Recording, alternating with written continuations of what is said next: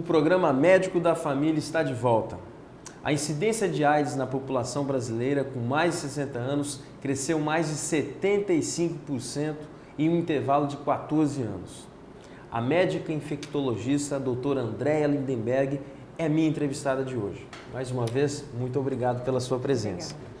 Doutora Andréa, existe preconceito da pessoa infectada? Olha, esse preconceito, ele na verdade ele existe em todas as faixas etárias, né? A gente que trabalha nos centros de referência, a gente vê que uma coisa é um paciente, vamos supor, ter um diagnóstico de câncer e não se sente excluído da sociedade. Por outro lado, o portador de uma doença infecciosa, no caso o HIV, ele se sente muito discriminado. Então, uma pessoa com acesso à informação é discriminado. Imagina aquele paciente que não sabe muitas vezes o que isso significa. Então, o preconceito com certeza existe por parte do paciente, por parte da família, por parte dos amigos e muitas vezes até nos serviços de saúde. Dá para dizer que hoje, com os medicamentos, com o tratamento sendo feito corretamente, o paciente infectado pelo HIV ele pode levar uma vida normal? Ele pode levar uma vida normal, sim, só que alguns cuidados precisam ser tomados. Primeira coisa, ter um diagnóstico o mais precoce possível, porque quanto mais tempo o paciente fica infectado com HIV, maior chance dele desenvolver uma doença oportunista e com isso ele ter complicações não só relacionadas ao HIV, mas relacionadas também à doença oportunista. Além disso, ele deve fazer o quê? Consultas regulares, seguir as orientações médicas, fazer os exames necessários, ter rigor no seu tratamento, não fazer intervalos entre as doses, vamos supor, toma de segunda a sexta e não toma final de semana, ou não toma nas férias, ou não toma nos feriados. Infelizmente, o portador de doença crônica, e hoje em dia a gente considera o HIV uma doença crônica, às vezes ele se permite essa condição, né, de não tomar o remédio de forma regular. Mas se ele seguir as orientações adequadamente, fizer o tratamento adequado, com certeza a expectativa de vida desse paciente vai ser muito boa. Na sua opinião, qual que seria a melhor maneira de nós controlarmos esse número que tem aumentado de pacientes com mais de 60 anos infectados pelo HIV? O ideal é que nós tivéssemos uma vacina que fosse eficaz, só que infelizmente nós ainda não temos, né? Então o que a gente sempre preza nas campanhas? Eu acredito muito em prevenção.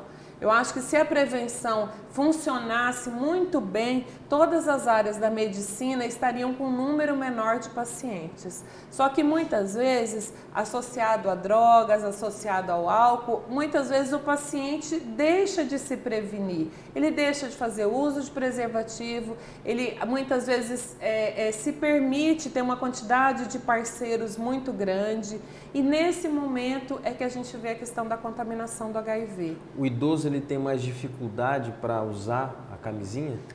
O idoso, pelas próprias questões da idade, né, a gente já vê que a dificuldade é um pouco maior. Muitas vezes porque eles também fazem uso de outros medicamentos que já diminuem a potência sexual. Então, o uso do preservativo nessas populações é um pouquinho mais dificultado.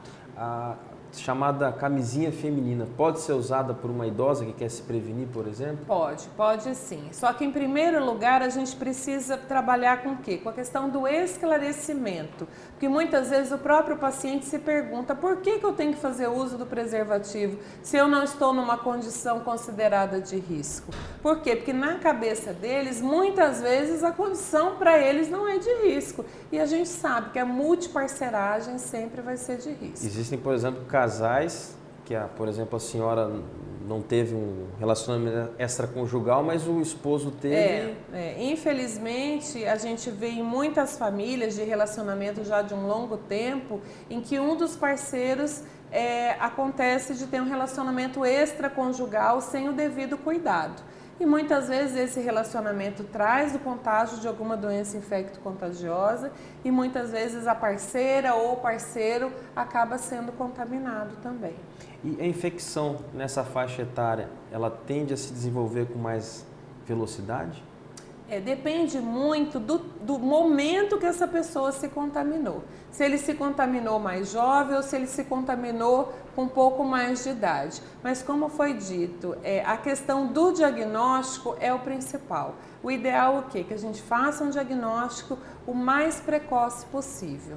Mas de uma maneira geral, o aparecimento das doenças não é tão diferente quanto no adulto jovem. Só que a gente tem que lembrar o quê? Que muitas vezes a piora vem pelas comorbidades, pela hipertensão, pelo diabetes, e isso aí associado ao HIV pode causar um pouco de transtorno. E na sua prática clínica, doutor André, quais são as outras doenças sexualmente transmissíveis que vocês acabam vendo que tem aumentado a prevalência? O que a gente tem visto de uma forma bem intensa é o aparecimento da sífilis. A sífilis não só no estágio primário, mas aquela sífilis que a gente considera terciária, aquela sífilis que o paciente adquiriu assim, no início da atividade sexual ou na fase mais jovem, deixou de tratar ou tratou inadequadamente e na fase mais velho vai ter algumas consequências, né? Associado a doenças mentais, associadas a doenças cardíacas, e isso é bem complicado. Além das hepatites virais, as hepatites B, que tem a mesma forma de contágio do HIV,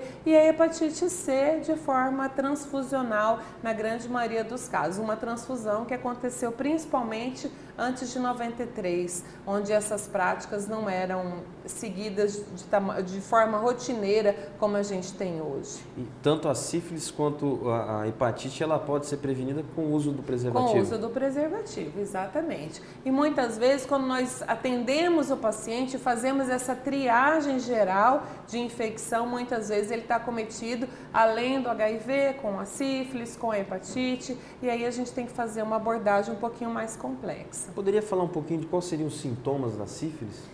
Os sintomas da sífilis variam desde a lesão inicial, que são lesões nos órgãos genitais, de lesões geralmente indolores, que podem regredir mesmo sem tratamento. Além disso, na fase secundária, que pode durar de meses a anos após a lesão primária, manchas avermelhadas pelo corpo, principalmente na palma da mão e na planta dos pés. E na fase terciária, que pode acontecer depois de muitos anos de infecção. Alterações relacionadas ao sistema nervoso central, como demência, alterações de memória, outras alterações como quadros depressivos e, além disso, alterações cardiovasculares, então, detectadas por exames. Pode, na juventude, ter sido infectada, não fez um tratamento adequado e anos depois ela ter... Anos depois está passando por atendimento psiquiátrico, por atendimento neurológico, com outras manifestações e muitas vezes o especialista, na hora de fazer o exame, constata que é consequência da sífilis. O uso desses estimulantes, a famosa pílula azul, Sim. Ela contribuiu para o aumento da incidência da AIDS na terceira idade? Eu acredito que sim, porque como já foi dito, essa população tem dificuldade na questão de ereção e muitas vezes esses estimulantes sexuais fazem com que a pessoa se relacione mais com mais parceiros e muitas vezes deixando de fazer uso do preservativo como é o recomendado. E aí as doenças vêm, né? Doutor André, você poderia, por favor, deixar para os nossos telespectadores alguma mensagem com relação a essas questões da prevenção da AIDS, da sífilis, da hepatite? O que a gente gostaria de esclarecer é que a população sexualmente ativa, aquela paciente, aquele senhor, aquela senhora que tem uma vida sexual ativa, por favor, se previna através do uso de preservativos e na ausência desses, se por algum motivo falhou essa questão de precaução, de prevenção, peça para o seu médico nos exames de rotina, no famoso check-up, solicitar o exame do HIV, das hepatites e da sífilis. Quanto tempo depois tem que fazer o exame do HIV se, por exemplo, a pessoa tem uma relação sexual hoje e acabou não se cuidando? No mínimo 30 dias. 30 dias, ok. Doutor André Lindenberg, muito obrigado pela sua presença, foi bastante esclarecedor para todos nós. Tá certo, muito obrigada. Se você tem críticas ou sugestões de temas, fale com a gente. O nosso e-mail é medicodafamilia@hotmail.com ou, se preferir, entre em contato pelos nossos telefones 3326-4434, 3044-7277 ou pelo celular 9816-1648. E se você perdeu algum programa ou quer revê-lo, acesse o site www.programamedicodafamilia.com.br. Desejo a todos uma excelente quarta-feira. Amanhã eu estarei aqui para mais um programa Médico da Família. O nosso objetivo é levar até você informação de qualidade. Eu espero você. Até lá!